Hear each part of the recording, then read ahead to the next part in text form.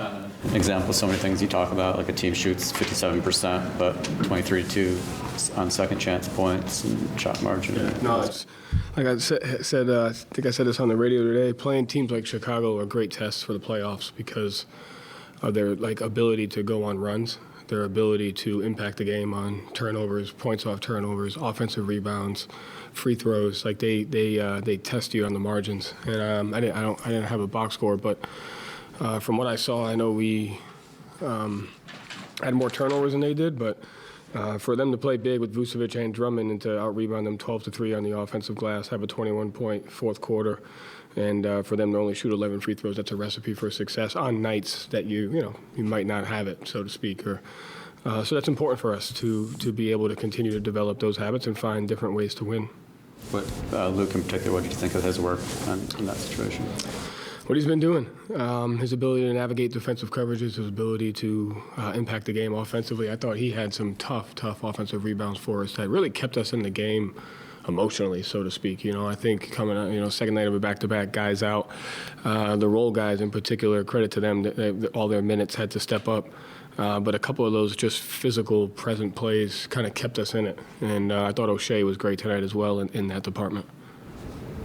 Were there things defensively that you didn't like, or did you feel like they were just kind of hitting shots? Not really. I mean, they had four guys shoot threes that, I think we could do a better job of doing both. You're so worried about the Vucevic, DeRozan pick and roll and having shift activity and stuff like that. So, we could have had maybe some better closeouts on a couple of them, but I thought their role guys played well. They made threes. They made shots. But, that space of the game that Chicago's great at is forcing turnovers into transition offense, right? So we start the game with 4 turnovers for 8 points in transition. Now you're behind, right? So then you start it with 4 turnovers, 8 points off turnovers, and then they have 12 points off guys that, want to close out to but take away the drive. So now you're kind of behind as far as the margins there, and the guys did a good job of working their way back into it. Joe, second night of a back-to-back on the road. We've talked about it all season long, missing 3 starters. But what has allowed you guys, what went into being able to, no matter who's on the floor, you guys give yourselves a chance to win? Just the locker room. Like you said, we talked about it tonight. O'Shea, I thought Svi gave good minutes, X. It's funny, I yelled Jaden's name. He was shocked he went in at 4 seconds, but we've given up 4 points in 4 seconds against Denver and against Detroit. And so, those 4 seconds matter. So just every time someone goes into the game, they know their minutes matter and they play the role that they need to do to give us the best chance to win. And, it looks different every night, so it's a credit to them, really. It seemed like a lot of guys, obviously throughout the game, it kind of had their segments, the third quarter out was so good. You mentioned O'Shea at the start of the fourth. In the second? Yeah, in the second. Yeah, Peyton throughout the game, Sam. Yeah, just kind of. X and Luke minutes had some physical rebounds in there on the offensive end as well. So, I said it's just that the guys find different ways to impact the game. Do you run plays for Sam?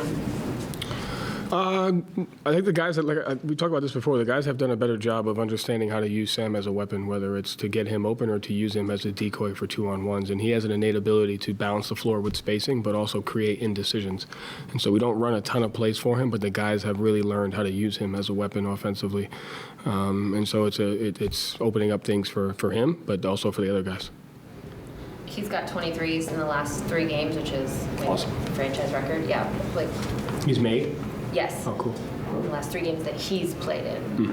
Is that just him and his development, a comfort, a heater, the team? I think it's just a comfort level of knowing that his teammates are looking for him. I think that's really what it is. And you give him the ball.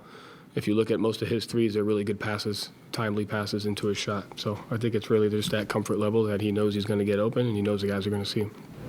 You seem revved up about that. There's some games you seem revved up about. Is this one? His last 2 have been fun. I guess you can't take winning for granted. I thought the guys have handled it really well with the competitive mindset and there's no reason for us to. There's many reasons why we could have a lull from an effort standpoint or from a competitive standpoint and just lay down. And who's to say that it might not happen on this trip? It might, but up until this point.